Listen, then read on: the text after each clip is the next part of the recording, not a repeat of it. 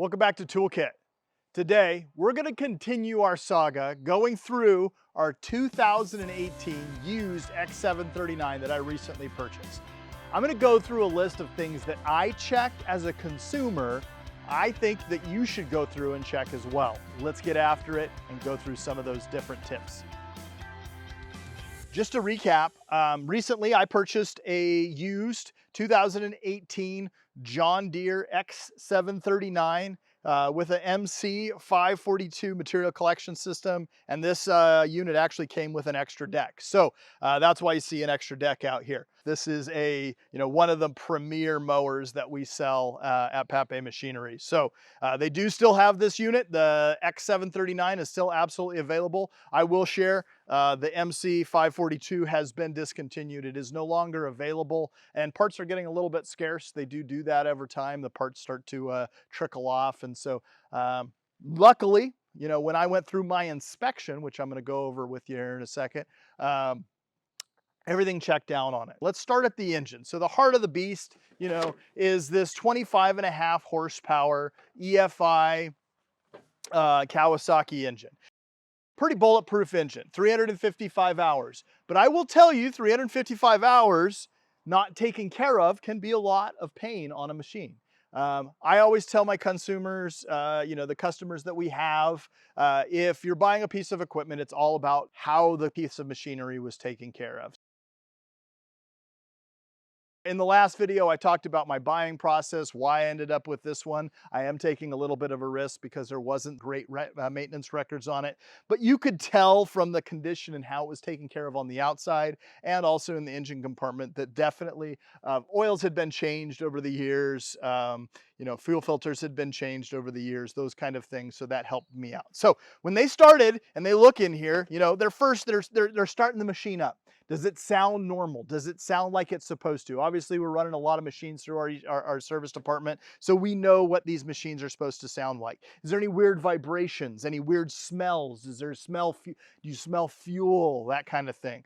So those are the key things that I would hone in on first. Of course, you're checking fluids, so you're making sure that you're checking your oil. You come down here, you check. The oil in this one's, you can still see through it, but I will tell you, it's a little darker than I'd like. But you know what? With 355 hours, you're going to have some dark oil in there. So looks like it was recently changed, but it's got a little bit of color to it. So again, nothing to worry about. I'm not seeing any kind of metal flake or anything like that inside the dipstick. Not often that you would see that anyways, but things that you would want to keep your eye on.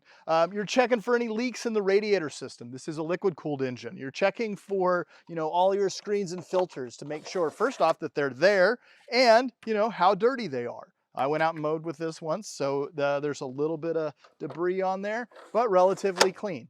Are all the vents or all the guards and the mesh screens that are there to protect against getting those bigger elements inside that compartment, are they all present? Are we throwing any codes on our dash? Is there any codes on our dash? Right now, if I throw it on, it's actually got a low fuel light, so it's flashing that. So you want to put a little fuel in it, make sure that that exclamation mark that's on the dash goes away. Those kind of simple things. I will tell you, when we got this, the radiator fluid was just a little bit low. So you've got the cool line and the hot line. It was a little bit low, the cool line, even when it was just sitting there. Put a little bit in there. Seems to be holding just fine. Not seeing any leaks or anything like that. All right, so generally that's what you're looking for in the engine compartment. Connected to the engine is your transaxle. So what I'm going to do is go back, check all my fluids. You're going to check hydrostatic fluids, make sure that those are in the appropriate level. The easy way to check on this machine is underneath the seat. I've got a dipstick underneath here. I can rotate that dipstick around, wipe it off, set it back down. It does not have to be spun back down, but I'm checking to make sure I have liquid. One of the challenges with hydrostatic fluid is that it is a clear fluid. And so oftentimes there's some challenges with seeing it. Some good techniques are having a paper towel present, and you can kind of just dab it with a paper towel and see where it's actually getting oil on the paper towel, and that'll tell you where it's at. So Checking hydrostatic fluid, checking for leaks, those kind of things. I'm checking all my hardware on my wheels to make sure that those are tight and present. I'm checking for any leaks up in my power steering, up in the front transaxles, making sure that there isn't any excessive oil or that kind of thing. You'll see some residual residue if there's some leaks around there. This doesn't have any of that. So again, kind of checks out right from the visuals. Moving on to the deck. So decks, and I'll show you on this one, relatively easy to check. These are things that definitely wear over time. There is some wear parts in here, but one of the things that you can do is you can take the pulley and you shake it up and down. So shake each one of them up and down. You know, if there's a little bit of vibration in there, chances are the bearings have gone bad inside here. Oftentimes those bearings will go bad over time if the end user isn't greasing those, you know, periodically. And so you have some of those challenges. You're going to check that. There is oil inside of this. If this was stored incorrectly, you can have that oil kind of drain out over time. I haven't seen that too much, but every once in a while we run into it. So checking the oil level in that is fairly easy. There's just a couple of drain plugs that you just pull out. If it's coming out right when you open it up, it has actually got fluid in it. So relatively easy to check. Gear oil is definitely smelly. Blades. So let's talk about the blades. Oftentimes the blades are going to be one of the first wear items that go, right? You're going to run it into, you know, the ground or something like that. I will tell you on these blades, in the condition of both of these were actually really, really nice. Not seeing a lot of chips in the blades, so they weren't hitting rocks. It was definitely used for residential mowing on a large scale, but definitely used for residential mowing, so that's pretty nice. The other thing that I noticed on there right away, and again, you know, this thing wasn't without fault. You're looking at these gauge wheels right here. So these are these anti-scalping gauge wheels. You see that these are worn down quite a bit. You know, they're not horrible. I did buy some extras. We're going to go through a video where we do a little bit of refurbishing on this unit. You'll see that in the coming video. But long and short, those definitely could probably use a little work. And oftentimes there's those things get worn out and they kind of just wiggle all over the place. These aren't doing that necessarily, but they're definitely due to be replaced on this unit. Checking just general aesthetics of the unit. As you can see right here, I've got a sticker that's starting to peel. So I did go ahead and we're going to go ahead and replace those. I'll show you a couple of techniques on that. There is some stickers on this side that have been scraped off. So looks like they ran it into something on this side of the unit. Common on these, if somebody was to back this up into a wall or something like that, they crack the taillight. So I do have a cracked taillight on the left-hand side. Me being the weirdo that I am, couldn't just buy the left taillight, had to buy the right taillight too, because if I replace one, it looks brand new. The other one's gonna look funny if it's not brand new too. So I'm gonna replace both of those. So that's all before we actually start the engine up. Now let's talk about, you know, let's go ahead and drive it. Let's turn those blades on. Let's go ahead and hear it, feel it, touch it, smell it, all those kind of things. So I go ahead and fire it up. I'm gonna drive it around a little bit. I'm gonna feel how that hydrostatic is. Again, one of the nice things about going through a dealership with this is that a dealership knows how these things are supposed to feel.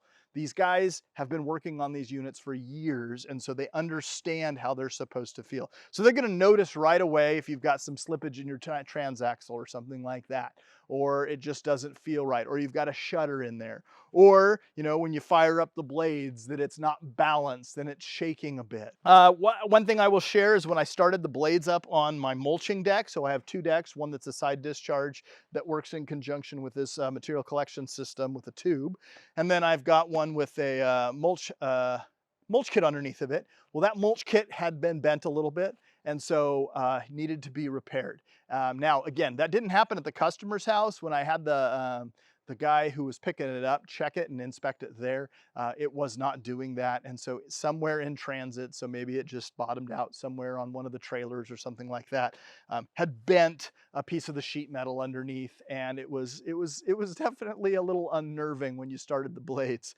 Long and short, because it's a drive over style deck, and this was something I wanted to inspect anyways, pulled it off of the deck, lifted the deck up, saw that it was just a bent piece of metal, bent it back. It was fairly easy. Luckily, no harm, no foul. It is running absolutely tip top. Hopefully we'll stay that way for the time being. Checking condition of tires. So I've got tires, H-Tap tires. 355 hours isn't a whole heck of a lot. These have got a massive amount of tread left on them. Generally, these things are seeing off-road use in a grass field most of their life anyways. So you're not going to have too many challenges with tires. But if they do need to replace, this is a good time to look at that. Other than that, I mean, again, just a good visual inspection over that whole machine, seat condition, those kind of things. Again, you can tell this was kept very well because the seat condition is great. It doesn't have armrests. Don't worry, we're going to fix that in another video. I got to have armrests on my machines. Cheap, inexpensive accessory that's easy to add. So we'll go ahead and show you that one in a coming episode. All right, let's talk about some of the accessories that we got with this. So this MC542, like I mentioned before, this is not in production anymore. So you can't get one of these right out of the gate. You can get the 17P cart. That is a cart that we sell. We sell it in mass. It is a great unit. There's a lot of people that love that unit. It is a dumping unit, so that is great.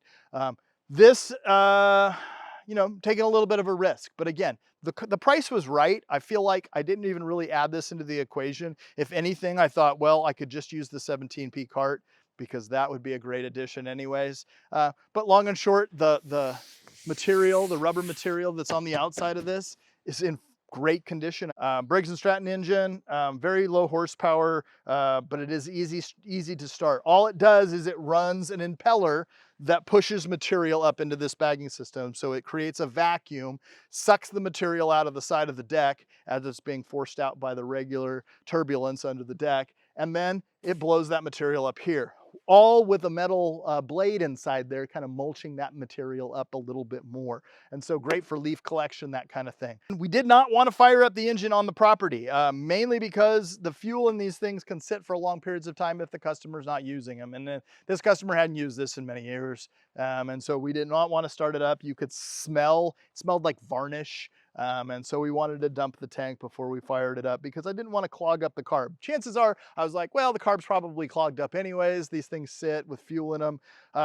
Little did I know, the way you stop this thing is you turn the fuel off and you run it out of fuel. So that's how you actually cut the engine on these things per the manual. So that's a great idea. And blessed be that the carburetor had no issues because of that. So filled up the tank with some fresh fuel and threw the choke on, fired right up. First pull. It was great. Just fired right up, sounded great, turned the choke off. The thing went up to great RPM and was just chugging along. The vacuum in it was super strong. So long and short, that checked out really easily. The oil level in this, just like in my, got to check the oil levels, got to check for leaks or anything like that. There was a little bit of residual oil on the side, but to be expected. When engines sit, those seals kind of can shrink up over time, and you do get a little bit of oil seepage out of those. Pretty common. Check your oil, make sure it's good to go, that kind of thing. All the kill switches that were engaged, so it has a couple of kill switches on it. When you engage it, we're all intact. All of the dump feature was absolutely functioning. I do have some stuff in the back of this, but dump out, and then I'm able to lift this up, and that dumps the rest of the way. Got the tube and some of the boot stuff inside there right now. Yeah, so, generally, going through the machine, getting intimately familiar with it before you make the purchase, because again, I wasn't necessarily ready to pull the trigger until I saw the thing myself. I wanted to put eyes on it. Trust, but verify. That is probably the way to do it because again, there wasn't any explicit warranty in this. It says it right on my purchase order. I knew what I was getting. I was getting an older unit. We weren't selling it with a warranty. I was willing to make that risk for the cost savings that comes with this. Please like and subscribe to our channel. In the next episode, we're gonna go over a bunch of different little things. So all those things that we found in the inspection that we wanted to kind of fix, we're gonna go through a few of those things. We'll see you again next time on Papé Toolkit. Hi, my name is Jason Hughes. I'm a territory manager out of Eugene, Oregon. I'm also a large property owner and own a lot of the equipment that you see featured in these videos. I hope you find this content helpful. If you have any questions, please comment below.